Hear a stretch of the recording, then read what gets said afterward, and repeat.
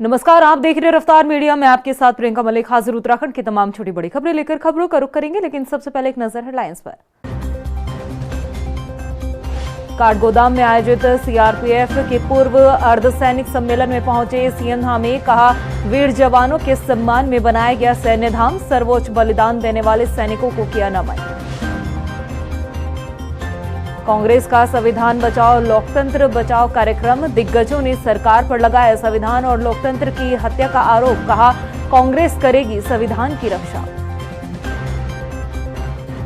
धराली आपदा पर बीजेपी नेता कर्नल अजय कोठियाल के बयान से गरमाई सियासत। कहा, आपदा में मरने वालों के शवों को निकालने की नहीं हुई कोशिश, कोठियाल के समर्थन में विपक्ष। उम्मीद पोर्टल पर रजिस्ट्रेशन न होने से उत्तराखंड में भी वक्फ की संपत्ति पर संकट, हाईकोर्ट ने समय बढ़ाने से किया इनकार, ट्रिब्यूनल गठन न होने पर उठ रहे सवाल। और पाकिस्तानी नागरिक ने किया देहरादून में पैतृक जमीन होने का दावा, बॉबी पवार ने किया खुलासा, सरकार और कई संगठनों पर लगाए गंभीर आरोप, मामले में जांच के लिए एसआईटी गठित करने की मांग। हेडलाइंस के बाद बुलेटिन में खबरें विस्तार से। नैनीताल के काठगोदाम में मुख्यमंत्री पुष्कर सिंह धामी पहुंचे और सीआरपीएफ के पूर्व अर्धसैनिक सम्मेलन में मुख्यमंत्री ने शिरकत की। सीएम धामी ने कहा कि सरकार उत्तराखंड देवभूमि के लिए लगातार कार्य कर रही है और उत्तराखंड देवभूमि के साथ साथ वीर भूमि भी है। यहाँ 5वें धाम के रूप में सैन्य धाम स्थापित हो रहा है। ऐसे में हमारे उन सभी वीरों को नमन है जिन्होंने देश के लिए अपना सर्वोच्च बलिदान दिया। आपको बता दें कि इस कार्यक्रम में सैनिक कल्याण मंत्री गणेश जोशी समेत अर्धसैनिक बलों के पूर्व सैनिक शामिल हुए। देखिए, उत्तराखंड देवभूमि के साथ साथ भी वीर भूमि भी है और बड़ी संख्या में हमारे सेना में और अर्धसैनिक बलों में प्रत्येक परिवार से किसी न किसी बल में अपनी सेवाएं दे रहे हैं, देश की सुरक्षा में अपना योगदान दे रहे हैं और देश के लिए अपने प्राणों का बलिदान देने वाले सैनिकों का, अर्धसैनिकों का बहुत बड़ा योगदान देवभूमि उत्तराखंड से भी है। और उनके बीच में आज यहाँ पर सम्मेलन का आयोजन हुआ। उसमें जो लंबे समय से उनके बीच में चर्चा चलती थी, सम्मेलनों में बात होती थी, चाहे उनके कल्याण की लिए हो, चाहे वो भूमि खरीदने से संबंधित हो या जो वीरता पुरस्कार मिलते हैं उनमें राशि देने की बात हो, हम हर तरीके से हमने कहा है कि हम उसको आगे बढ़ाएंगे। जो अर्धसैनिक बल का जो परिषद है उस परिषद को भी हम चलन में लाएंगे। वहीं मुख्यमंत्री पुष्कर सिंह धामी ने डेमोग्राफी चेंज पर कहा कि घुसपैठियों को सबक सिखाया जाएगा। वहीं बनभूलपुरा रेलवे अतिक्रमण मामले पर सीएम धामी ने कहा कि सर्वोच्च न्यायालय के फैसले को लेकर सरकार पूरी तरह से तैयार है। देवभूमि की डेमोग्राफी किसी भी कीमत पर चेंज नहीं होने दी जाएगी। आने वाली पीढ़ी को सुरक्षित माहौल मिले, इसके लिए व्यापक पैमाने पर कार्य किया जा रहा है। देखिए, माननीय न्यायालय का जो भी आदेश आएगा हमें पूरी तरह से हम उसके लिए तैयार हैं कि माननीय सर्वोच्च न्यायालय में मामला चल रहा है, सर्वोच्च न्यायालय जल्दी से जल्दी उस पर जो भी निर्णय देगा उसके अनुरूप हम सब कार्रवाई करेंगे। हाँ, ये डेमोग्राफी राज्य की नहीं बिगड़नी चाहिए, देवभूमि है, यहाँ की डेमोग्राफी को न बिगड़ने देने के लिए हम पूरी तरह से संकल्पबद्ध हैं। उत्तराखंड के लोगों का हक किसी भी कीमत पर नहीं मारा जाना चाहिए, यहाँ की डेमोग्राफी खराब नहीं होनी चाहिए। हम अपने बच्चों के आने वाले कर्णधारों के साथ, नौनिहालों के साथ किसी भी प्रकार की असुरक्षा का भाव उनके मन में ना आए, उनको एक सुरक्षित परिवेश देना चाहते हैं। हमारी आने वाली पीढ़ियां यहाँ सुरक्षित हों, इसलिए किसी भी कीमत पर जो घुसपैठिए हैं जिन्होंने यहाँ पर डेमोग्राफी को ख़राब किया है, गलत तरीके से यहाँ पर तमाम प्रमाण पत्र लिए हैं, तमाम पहचान पत्र बनाए हैं, राशन कार्ड बनाए हैं, उनके खिलाफ हम सख्त कार्रवाई कर रहे हैं। वहीं देहरादून स्थित कांग्रेस मुख्यालय में संविधान बचाओ लोकतंत्र बचाओ कार्यक्रम का आयोजन किया गया। इस अभियान का मुख्य उद्देश्य संविधान की रक्षा, सामाजिक आर्थिक न्याय, लोकतांत्रिक संस्थाओं को मजबूत करना है।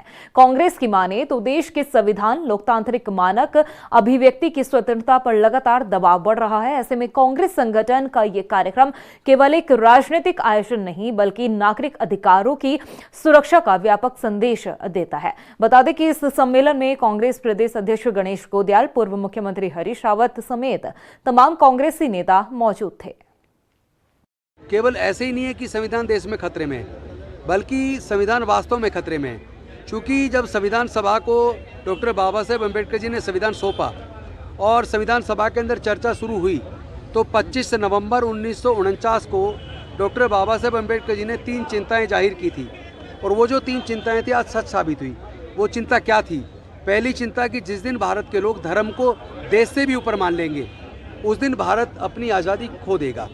दूसरी उन्होंने चिंता जाहिर की थी जिस दिन भारत के लोग अंधभक्ति में किसी नेता की भक्ति में लीन हो जाएंगे और वो नेता उन्हीं के अधिकार छीनना शुरू कर दे और संविधान के खिलाफ आचरण करके संविधान के खिलाफ कानून बनाना शुरू कर दे, आपके ही अधिकारों का हनन करने लगे। संविधान बचेगा, लोकतंत्र बचेगा, लोकतंत्र बचेगा, वोट का अधिकार, जो एक वोट का अधिकार हमारे जीवन में इतना बड़ा परिवर्तन लाया है, वो अधिकार बचेगा। तो इसलिए जो आज की ये गोष्ठी है, ये सम्मेलन है, बहुत महत्वपूर्ण है और इसमें बहुत बुनियादी बातें उठ करके सामने आई है। मैं धराली आपदा को लेकर बीजेपी नेता कर्नल अजय कोठियाल के बयान से सियासत गर्माती दिखाई दे रही है। कोठियाल ने आपदा में हुई मौत के आंकड़े को लेकर जो कुछ कहा उससे सत्ता पक्ष असहज नजर आ रही है, तो वहीं विपक्ष कर्नल अजय कोठियाल के बयान का समर्थन करते हुए दिखाई दे रहे हैं। अब सवाल खड़े हो रहे हैं कि क्या अधिकारियों ने धामी सरकार को गुमराह करने का काम किया है। रिपोर्ट देखिए। आज धराली में 5 अगस्त के बाद अभी तक एक भी काम नहीं हुआ है। धराली आपदा पर बीजेपी नेता के बयान से गरमाई सियासत। आपदा में हुई मौत के आंकड़ों को लेकर दिया बयान। कर्नल कोठियाल के समर्थन में विपक्ष। क्या अधिकारियों ने धामी सरकार को किया गुमराह? उत्तराखंड के उत्तरकाशी के धराली में इसी साल भीषण आपदा आई थी जिसमें कई लोग इस आपदा की चपेट में आए। अब आपदा को लेकर बीजेपी नेता कर्नल कोठियाल के बयान ने हलचल पैदा कर दी है। अजय कोठियाल का बयान जहां सत्ता पक्ष को असहज कर रहा है तो वहीं कांग्रेस के लिए सरकार को घेरने वाला बयान माना जा रहा है। दरअसल एक बैठक में चर्चा के दौरान बीजेपी नेता कर्नल कोठियाल अधिकारियों से बात करते नजर आए। अजय कोठियाल कह रहे हैं कि धराली में आज भी 147 डेड बॉडी मलबे के नीचे दबी हुई है। ऐसा नहीं है कि उन डेड बॉडी को निकाला नहीं जा सकता। इतना ही नहीं, अजय कोठियाल ने यहाँ तक कहा कि 5 अगस्त के बाद धराली में कोई काम नहीं हुआ, वहाँ के लिए एक कोशिश तो की जाए। 5 अगस्त को आए धराली डिजास्टर के बाद 147 लोग दबे हुए हैं अंदर। हम ये नहीं कह सकते आज की तारीख में हम नहीं निकाल सकते। और मैं इकलौता आदमी हूँ जो वो आ रहा है ना वीडियो में सीटियां बज रही हैं, मैं उसके ऊपर गया हूँ और मैं 3 दिन वहां पैदल रह करके 17,500 फीट पे मैं इकलौता ऊपर से नीचे आया हूँ। एक मैसेज देने के लिए गया था मैं कि क्या हम खाली बस यही बात करें कि भाई ऐसा होना चाहिए। आज धराली में 5 अगस्त के बाद अभी तक एक भी काम नहीं हुआ है। काम से मेरा मतलब है कंस्ट्रक्शन तो छोड़ो, उनकी कोई कोशिश तो होनी चाहिए। घर दबे हुए हैं। मेरे पिताजी का भगवान जो था वो नीचे दबा हुआ है, कैसे मैं उस जगह को छोड़ सकता हूँ। मेरे बच्चे जो है उनकी डिग्री वहां पड़ी हुई है। मेरी बीवी की शादी का मंगलसूत्र नीचे दबा हुआ है। लेकिन सरकार को कारण मिल गया है कि जियोलॉजिस्ट यूकॉस्ट, मैं यूकॉस्ट वैसे नहीं बोल रहा हूँ, मैं कोट करने की वो कर रहा हूं, वाडिया इंस्टीट्यूट, ये कुछ नहीं कर पा रहे हैं। एनडीआरएफ इतनी बढ़िया फोर्स है ना, मतलब ITBP Indo Tibetan border force, ये आर्मी से ज्यादा स्ट्रांग है। ये सबसे हाईएस्ट जगहों पे डिप्लॉयड रहती है और चाइना के अगेंस्ट सबसे पहले ये लड़ रहे हैं। लेकिन अगर एनडीआरएफ को आप ऊपर भेजोगे, हमने यहाँ फोटोग्राफ देखी, वो बेचारे जो काम कर रहे हैं ना, वो खोद रहे हैं। खोदने का काम तो लेबर का था, खोदने के बाद में इनकी, ये तो एक्सपर्ट है। 12वीं क्लास वाले से 2nd क्लास का काम कराया जाएगा तो कैसे होगा। धराली आपदा पर अजय कोठियाल के बयान के बाद कांग्रेस ने भी समर्थन किया है। कांग्रेस प्रदेश अध्यक्ष गणेश गोदियाल ने रिएक्शन दिया है। उत्तरकाशी के धराली में आई हुई आपदा को करीब 4 महीने होने को हैं और आज 4 महीने के बाद सरकार के वहां पर राहत कार्यों की पोल कर्नल कोठियाल साहब ने बहुत बखूबी से खोल दी है। कर्नल साहब को इस क्षेत्र का अच्छा अनुभव है। केदारनाथ आपदा के बाद जो राहत के कार्य हुए और जो वहाँ पुनर्निर्माण के कार्य हुए उन कामों का उन्हें बहुत ज्ञान है। उसके पहले भी फौज में रहते हुए ऐसे क्षेत्रों में उनका अनुभव बहुत गहन रहा है। उनका ये बात कहना कि वहाँ पर अभी भी संख्या उन्होंने बताई करीब 150 के करीब लाशें दफन है और लाशों के ऊपर ही मलबा डालकर रोड को खोल दिया गया, उनको निकालने की कोशिश नहीं हुई। ये जो आरोप है ये बिल्कुल अपराध ही नहीं, अमानवीय है और अपराध भी है। बता दें कि बीजेपी नेता कर्नल अजय कोठियाल को आपदा के बाद धराली को फिर से खड़ा करने की बड़ी जिम्मेदारी मिली, जिसके बाद अजय कोठियाल को धराली भेजा गया। अब उन्हीं के एक बयान ने सत्ता पक्ष को मुश्किलों में डाल दिया है, क्योंकि मौत का आंकड़ा जो अजय कोठियाल बता रहे हैं वो सरकारी आंकड़ों से मेल नहीं खाता। उत्तरकाशी जिला आपदा प्रबंधन से मिली जानकारी के मुताबिक धराली आपदा के दौरान शुरुआत में 69 लोग गुमशुदा रिपोर्ट किए गए थे। इसके बाद कई बिहार और नेपाल के लोगों के मिलने के बाद पूछताछ हुई और आंकड़ा घटकर 53 हो गया था, जबकि अजय कोठियाल का कहना है कि 147 लोग मलबे के नीचे दफन हैं। ऐसे में ये कहना गलत नहीं है कि अधिकारियों ने धामी सरकार को गुमराह करने का काम किया, क्योंकि धराली आपदा के बाद सीएम धामी ने खुद रेस्क्यू ऑपरेशन पर नजर बनाए रखा, स्थलीय निरीक्षण भी किया, लेकिन जो अपडेट अधिकारी सीएम तक पहुंचाते रहे वो कहीं न कहीं गुमराह करने वाला रहा, क्योंकि इसकी तस्दीक खुद बीजेपी नेता कर्नल कोठियाल कर रहे हैं, जिन्हें धराली को फिर से जीवित करने की जिम्मेदारी मिली है। रफ्तार मीडिया के लिए देहरादून से ब्यूरो रिपोर्ट। उत्तराखंड में वक्फ की संपत्ति की जानकारी उम्मीद पोर्टल पर अब तक पूरी तरह से अपलोड नहीं की गई है। इसकी समय सीमा बढ़ाने के लिए सुप्रीम कोर्ट का दरवाजा खटखटाया गया, लेकिन सुप्रीम कोर्ट ने समय सीमा बढ़ाने से साफ इनकार करते हुए ट्रिब्यूनल के पास जाने की सलाह दी है। लेकिन हैरानी की बात तो यह है कि अभी तक ट्रिब्यूनल का गठन भी नहीं किया गया है, जिसे लेकर विपक्ष ने सरकार की मंशा पर सवाल खड़े किए हैं। रिपोर्ट देखिए।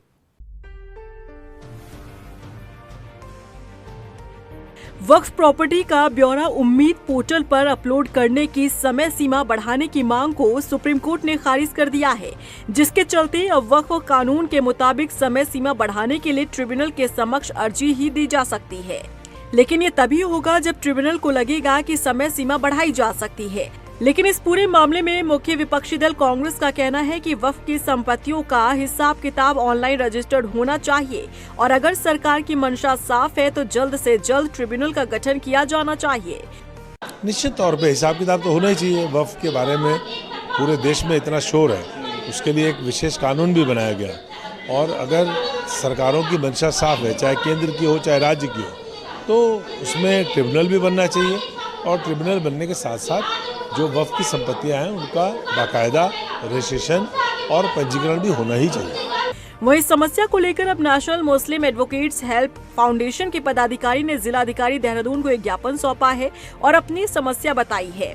साथ ही अधिवक्ताओं का कहना है कि उम्मीद पोर्टल लगातार खराब रहा, जिसके कारण 6 महीनों में भी 20% से अधिक संपत्तियां पोर्टल पर दर्ज नहीं हो पाई। इसीलिए सरकार को इसमें समय बढ़ाना चाहिए ताकि वक्फ की सभी संपत्तियां दर्ज हो सके। वक्फ प्रॉपर्टी के संबंध में जो रजिस्ट्रेशन संपत्तियों का कराना था, जो डाउनलोड डॉक्यूमेंट उम्मीद पोर्टल पर किए जाने थे, वो नहीं हो पा रहे हैं क्योंकि पोर्टल काम नहीं कर रहा है। कोई भी डॉक्यूमेंट उसमें डाउनलोड नहीं हो पा रहा है। अगर इसी तरह व्यवस्था करते रहे तो माननीय सुप्रीम कोर्ट के आदेश के अनुसार उसमें जो है प्रॉपर्टियां दर्ज नहीं हो पाएंगी और उसका नुकसान पूरे सबको उठाना पड़ेगा, मुस्लिम समाज को उठाना पड़ेगा। मेमोरेंडम हमारा यही है कि जो उम्मीद पोर्टल है वो उसमें बहुत लंबे टाइम से उसमें प्रॉब्लम्स आ रही हैं और वो काम ही नहीं कर रहा है। जब वो काम ही नहीं करेगा तो हम जो है हमारी जो वक्फ बोर्ड की संपत्ति है वो पूरी तरह से उसके अंदर कैसे उसमें होगी दाखिल। उसके बाद फिर ये प्रॉब्लम आएगी कि जब उसमें सबमिट ही नहीं हो पाएगी तो फिर उसका जो है जिस प्रकार से चाहेगी सरकार या कोई भी जो है उसका किसी भी तरह से दुरुपयोग भी कर सकते हैं। हालांकि अब इस फैसले के बाद उत्तराखंड में वक्फ बोर्ड को भी खासी दिक्कतों का सामना करना पड़ेगा, क्योंकि अभी तक उत्तराखंड में 20% प्रॉपर्टी ही पोर्टल पर दर्ज हो पाई है। उत्तराखंड वक्फ बोर्ड के अध्यक्ष शादाब शम्स से जब सवाल पूछा गया तो उन्होंने कहा कि इस समस्या को देखते हुए मुख्यमंत्री को चिट्ठी लिखी गई है, जिसमें कहा गया है कि जल्द से जल्द ट्रिब्यूनल का गठन किया जाए ताकि उम्मीद पोर्टल की समस्या का भी समाधान किया जा सके। सब लोगों ने कोशिश की, हमने भी माननीय जो सचिव हैं अल्पसंख्यक भारत सरकार, उनको भी पत्र प्रेषित किया है कि इसमें समय बढ़ना चाहिए, ये आवश्यक है, क्योंकि उत्तराखंड में मात्र 15 से 20% प्रॉपर्टीज़ का ही रजिस्ट्रेशन हो पाया है। इस सिचुएशन में हम उम्मीद कर रहे थे, मेरी मौखिक रूप से भी माननीय केंद्रीय मंत्री अल्पसंख्यक किरेन रिजिजू जी से बात हुई थी और उन्होंने भी आश्वस्त किया था कि उम्मीद की जा रही थी कि समय मिल जाएगा, लेकिन शायद माननीय न्यायालय ने समय नहीं दिया है और उन्होंने कहा है कि इसको स्टेट्स में ही पूरा किया जाए और ट्रिब्यूनल को इसकी जिम्मेदारी दे दी है कि आप ट्रिब्यूनल में इसको लाइन अप कराएं। हमारी भी लापरवाही है कि हमारे लोग एक लंबा समय मिला और उसमें जैसे काम करना चाहिए था वैसे नहीं कर पाए, और फिर कुछ कमियां वेबसाइट की भी रही कि वेबसाइट जिस एक्टिवनेस से काम करना चाहिए था वेबसाइट उस तरह से काम नहीं कर पाई। अब जब एक पोर्टल के ऊपर रजिस्ट्रेशन का कार्य होना था, उसके लिए एक अलग से ट्रिब्यूनल बना हुआ है, तो ऐसे में अगर कोई समस्या है, कोई शिकायत है, तो आप ट्रिब्यूनल के समक्ष पेश होकर अपनी बात रखें। लेकिन कांग्रेस अब भी अपनी हरकतों से बाज नहीं आ रही है, उसी तरह की राजनीति को जनता के सामने पेश करके कहीं ना कहीं अपने आप को फिर वक्फ के नाम पर, मुस्लिम राजनीति के नाम पर कांग्रेस फिर बेनकाब कर रही है। बता दें कि 6 जून को पोर्टल बनाया गया था और नियम 3 जुलाई को बनाए गए थे और वक्फ संशोधन एक्ट पर रोक लगाने की याचिकाओं पर सुप्रीम कोर्ट का फैसला 15 सितंबर को आया था। इसके बाद एक्ट लागू किए जाने के बाद 6 महीने का समय उम्मीद पोर्टल पर संपत्तियां दर्ज करने के लिए दिया गया था और 5 दिसंबर तक का समय पोर्टल पर दर्ज करने का था। लेकिन इन सब के बावजूद भी संपत्ति अब तक पूरी तरह से दर्ज नहीं हो पाई है। रफ्तार मीडिया के लिए देहरादून से अशोक कुमार की रिपोर्ट। वहीं उत्तराखंड स्वाभिमान मोर्चा के प्रदेश अध्यक्ष बॉबी पवार ने राज्य के भ्रष्ट सिस्टम के सहारे और सत्ताधारी दल, इसके साथ ही अन्य संगठन के सहयोग से बाहरी लोगों की जमीन खरीदने का गंभीर आरोप लगाया है। बॉबी पवार ने हरिपुर कालसी में पाकिस्तानी नागरिक के पैतृक जमीन होने का दावा किया जा रहा है। इसके साथ ही 2 वीडियो भी मीडिया के साथ साझा किए गए हैं, जिसमें 2 अलग अलग पाकिस्तानी व्यक्ति देहरादून में अपनी जमीन होने का दावा करते हुए दिखाई दे रहे हैं। अब इस मामले को गंभीर बताते हुए बॉबी पवार ने तत्काल एसआईटी गठित करने, स्थानीय प्रशासन और जांच एजेंसियों से जल्द कार्रवाई की मांग की है। देखिए, ये जो मामला है ये देहरादून जनपद के कालसी विकासखंड और चकराता विधानसभा से जुड़ा हुआ मामला है। ये एक जनजातीय क्षेत्र है और यहाँ पर एक व्यक्ति 10 से भी ज़्यादा बीघे जमीन ले लेता है और एक ऐसा व्यक्ति जो पूर्व में जम्मू कश्मीर पुलिस में कार्यरत था, और जम्मू कश्मीर पुलिस में कार्यरत होने का मतलब है कि जम्मू कश्मीर का मूल निवासी है और उसका जो सर्टिफिकेट है जो वहाँ से 1992 में जारी हुआ है एसटी का, वो वहीं का है कि यहाँ का निवासी है, वो भी हमारे पास है। और वो रिकॉर्ड भी हमारे पास है कि जब ये जम्मू कश्मीर पुलिस में था तो 2001 के आसपास एक वहाँ आतंकवादी घटना होती है और आतंकवादी घटना में ये सामने आता है कि भाई इसकी भी संलिप्तता है इस व्यक्ति की और उसको निलंबन कर दिया जाता है। 2002 में इसको पूरी तरीके से वहाँ से हटा दिया जाता है। फिर उसके बाद 2022 में वो इस प्रकार की यहाँ पर जमीन ले रहा है उत्तराखंड में आके एक जनजातीय क्षेत्र कालसी में, तो ये एक बड़ा गंभीर विषय है। वहीं उत्तराखंड में 4 दिसंबर से मौसम का मिजाज बदलने की संभावना है। मौसम विभाग की माने तो प्रदेश के कुछ जिलों में हल्की बारिश और 3500 मीटर से अधिक ऊंचाई वाले क्षेत्रों में बर्फबारी के आसार है, जिसे देखते हुए आपदा प्रबंधन विभाग ने अपनी पूरी तैयारी कर ली है, जिसमें मुख्य रूप से प्रदेश के उच्च हिमालय क्षेत्र जहां बर्फबारी होती है और रास्ते बाधित हो जाते हैं, ऐसे इलाकों में फ्यूल, दवाइयां, खाद्य सामग्री समेत आवश्यक वस्तुओं के भंडारण के निर्देश दिए हैं। इसके अलावा प्रदेश भर के सार्वजनिक स्थानों पर अलाव की व्यवस्था करने की भी बात कही गई है। माननीय मुख्यमंत्री जी के द्वारा और चीफ सेक्रेटरी सर के द्वारा लगातार हम लोगों को निर्देश दिए गए हैं और हम लोगों ने जनपदों को निर्देश भी जारी किए हैं कि शीतलहर से बचाव की तैयारी कर ली जाए। जनपदों द्वारा इसमें तैयारी कर ली गई है। अब देख रहे हैं देहरादून नगर निगम में या अन्य नगर निकायों में जहाँ जहाँ आवश्यक है सब जगह अलाव जलाने की कार्रवाई की जा रही है कंबल वितरण के बारे में कहा गया है। और जहां रास्ता बंद होने की संभावना होती है, जहां बर्फबारी के कारण रास्ता बंद हो जाता है, वहां पे पर्याप्त मात्रा में अगले फरवरी तक के लिए राशन और आवश्यक जो संसाधन है, जिसमें पेट्रोल के, डीजल का भंडारण, खाद्यान्न का भंडारण, दवाइयों का भंडारण और जो आवश्यक सामग्री है उसका भंडारण करने के निर्देश दिए गए हैं। इस प्रकार से जहाँ भी रेन बसेरे की आवश्यकता है, एक सर्वे करके देख लिया जाए कितने लोग ऐसे हैं जो बाहर सोते हैं, उनके लिए रेन बसेरे की व्यवस्था कर ली जाए। और हम लोग बहुत जल्दी एक कार्यशाला, अभी 23 तारीख को हम लोग प्रस्ताव कर रहे हैं। वहीं दिनेशपुर में विधायक अरविंद पांडे ने किसान सेवा सहकारी समिति के नवनियुक्त अध्यक्ष के साथ ही सभी अन्य जो सदस्य हैं उनको शपथ दिलाई है। विधायक अरविंद पांडे ने कहा है कि नवनियुक्त सदस्य और अध्यक्ष किसानों के हित में कार्य करेंगे। किसानों की जो समस्याएं हैं उनका समाधान प्राथमिकता के साथ उनका समाधान किया जाएगा। वहीं टिहरी के भिलंगना राजकीय शिक्षक संघ का अधिवेशन राजकीय इंटर कॉलेज में आयोजित किया गया, जिसमें छात्रों ने आकर्षक सांस्कृतिक प्रस्तुतियां पेश कर सभी का मन मोह लिया। वहीं कार्यक्रम में मौजूद विधायक शक्तिलाल शाह ने शिक्षकों को गुरु की प्रतिष्ठा का महत्व बताते हुए विद्यालय के लिए कई घोषणाएं भी की है। संघ वालों को बहुत बहुत बधाई देना चाहता हूँ। सबसे बड़ी बात है इनका पूरा पैनल, इस बार इनका पूरा पैनल जो है बहुत सिस्टम के साथ इन्होंने काम किया, उसके लिए मैं उनको बहुत बहुत बधाई देता हूँ और भविष्य में भी कामना करता हूँ किसी तरह से ये लोग आगे भी काम करते रहें। इसके साथ ही टिहरी के कोटी कॉलोनी में परिवहन विभाग ने चेकिंग अभियान चलाया। टीम ने सड़क पर बिना हेलमेट, बिना ड्राइविंग लाइसेंस, इसके साथ ही बिना टैक्स और बिना प्रदूषण प्रमाण पत्र वाले वाहनों पर सख्त कार्रवाई करते हुए 22 चालान काटे। साथ ही 4 वाहनों को सीज किया गया। वहीं अभियान के दौरान सड़क सुरक्षा को लेकर लोगों को जागरूक भी किया गया। वहीं रुड़की में पुलिस ने सोनाली पार्क के पास चेकिंग के दौरान 50.27 ग्राम स्मैक के साथ एक तस्कर को गिरफ्तार किया है।